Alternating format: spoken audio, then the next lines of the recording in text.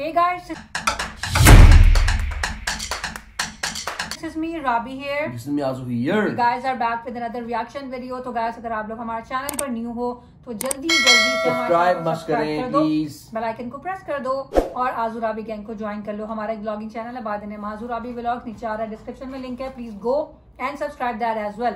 चलते हैं आज की रिएक्शन वीडियो की तरफ। आज इस वीडियो पे रिएक्शन देने वाले हैं वो है exclusive tour of Bharat Mandapam, जहाँ पे अभी G20 समिट लेटेस्ट हुआ भी है, तो उसका एक प्रॉपर टूर कराया गया, हमने नहीं देखा हुआ and this is new India. तो देखते हैं और एंजॉय करते हैं कि कितना खूबसूरत भारत मंडपम बनाया गया है।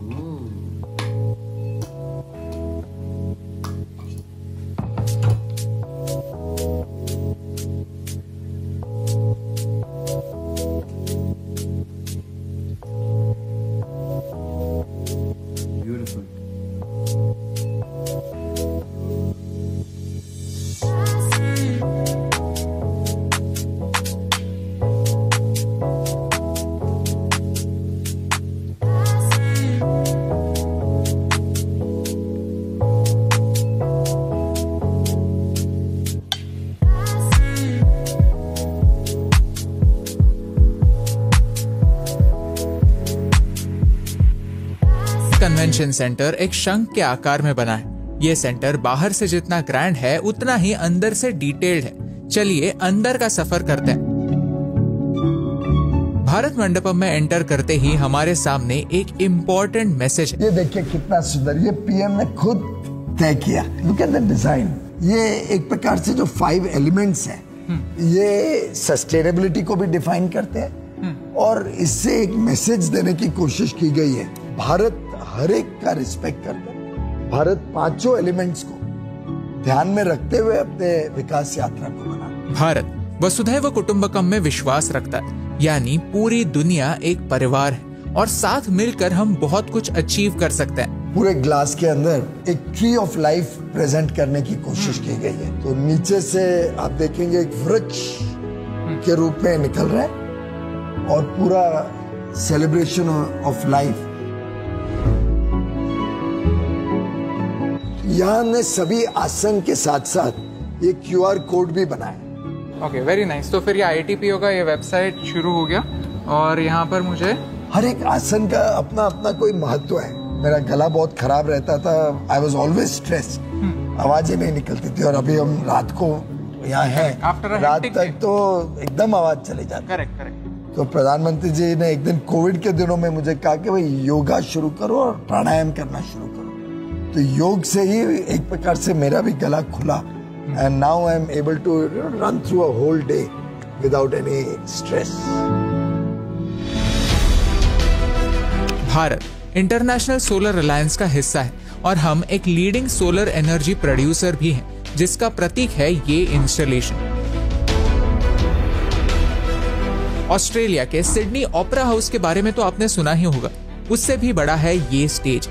यहाँ 7000 लोग बैठ सकते हैं। साथ में 4 एम्फी थिएटर्स भी हैं जहाँ कल्चरल शोज होंगे।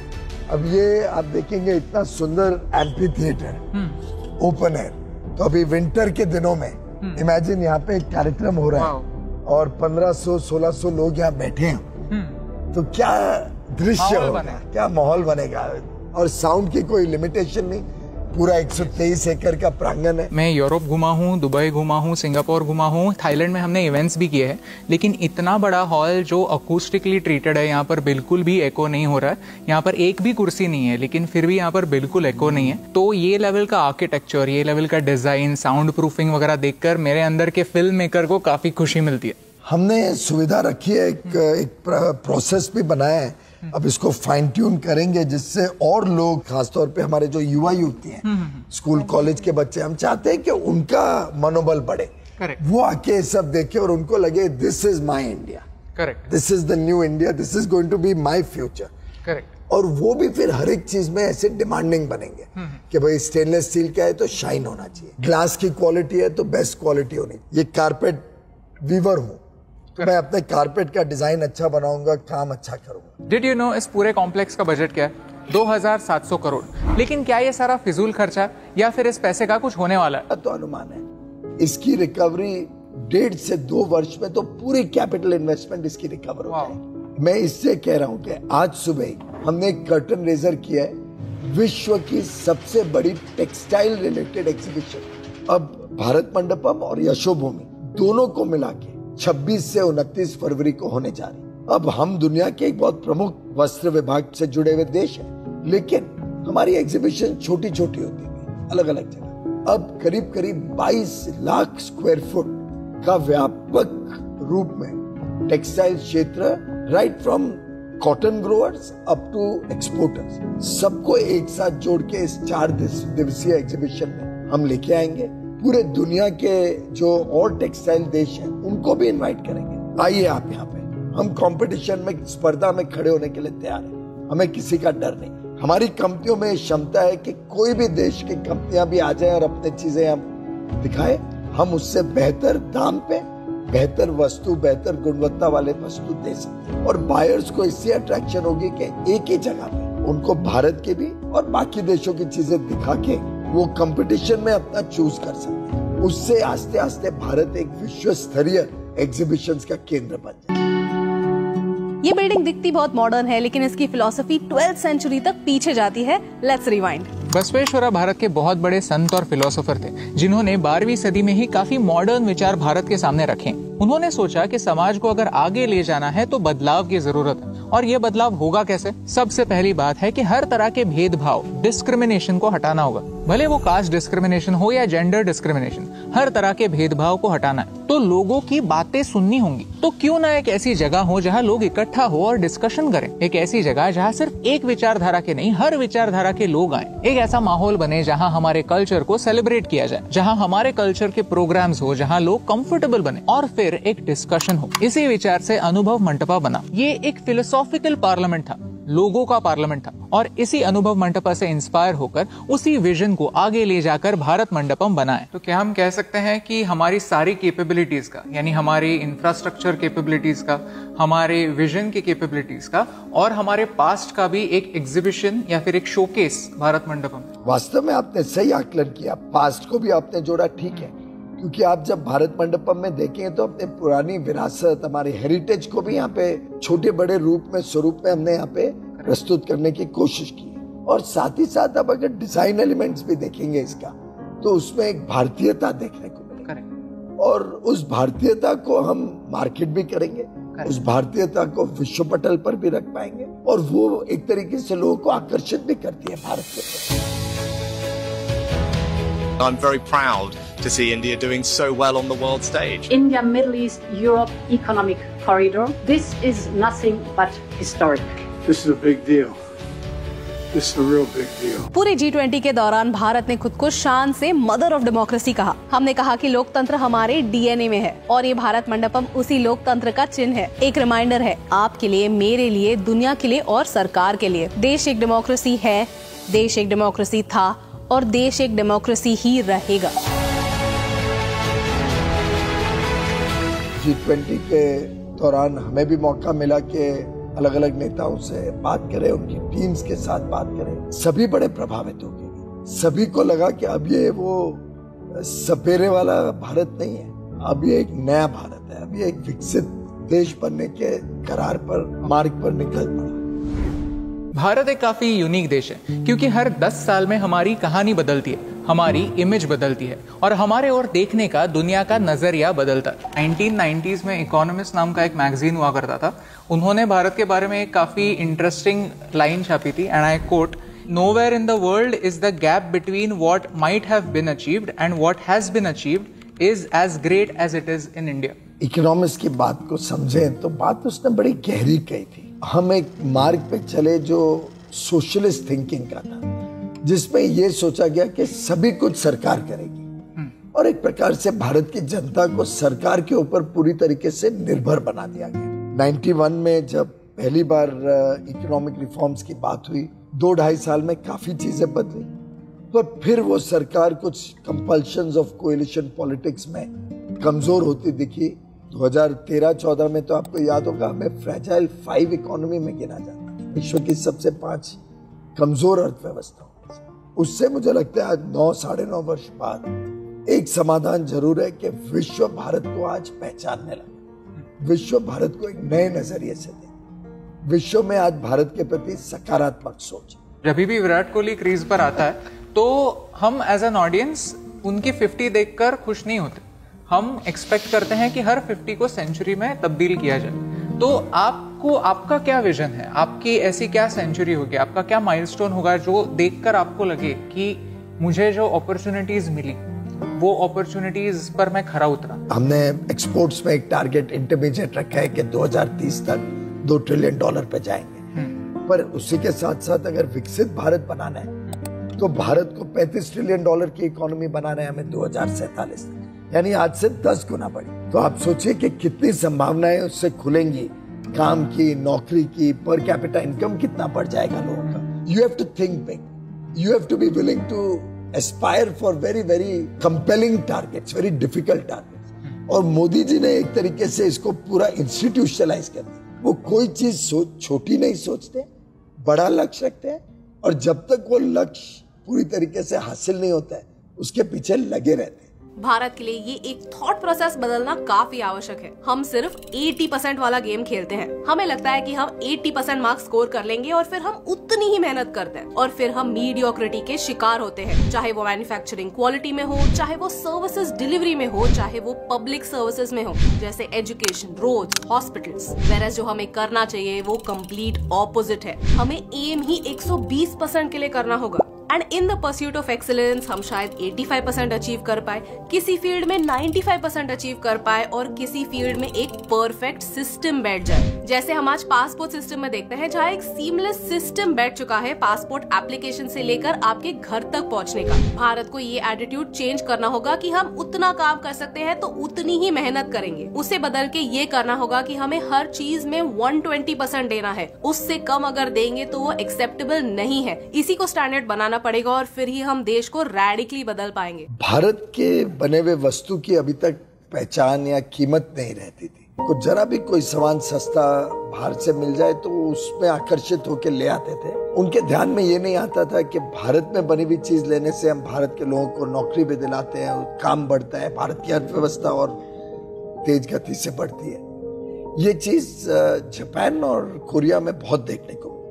उन्हें लोहा खरीदना है, स्टील खरीदनी है तो फर्स्ट प्रायोरिटी अपने खुद की कंपनी को देंगे। और सरकार नहीं, सरकार तो कर ही सकती है, साधारण प्राइवेट सेक्टर, निजी क्षेत्र भी कोशिश करता है कि पहले अपने देश में जो सामान मिलता है उसका इस्तेमाल करें। उससे एक आत्मनिर्भर भी बनते हैं, सेल्फ सफिशिएंट भी बनते हैं, एक दूसरे को सपोर्ट करते हैं और एक सेंस ऑफ प्राइड आता है। प्रधानमंत्री नरेंद्र मोदी जी ने आत्मनिर्भर भारत की और बीइंग वोकल फॉर लोकल की कई बार बात की। अगर हम सब भारत के 140 करोड़ ये बात समझें कि हमारी इतनी बड़ी मार्केट है, हम इतना बड़ा डिमांड क्रिएट करते हैं और हम एक दूसरे को सपोर्ट करने लगे तो भारत की आधी समस्याएं खत्म हो जाएंगी। तो हम आजकल बहुत अपील करते हैं सबको, आपसे भी रिक्वेस्ट करेंगे नियति बहन के आप भी लोगों को प्रोत्साहित करिए कि हम ये दिवाली, दसरा, नए वर्ष, ये सब जो भी दुर्गा पूजा त्योहार आ रहे हैं, इसमें भारत में बने हुए वस्तु को ज्यादा प्रेफरेंस दें। क्योंकि आप लोग जो संदेश लेके, जो मैसेज लेके,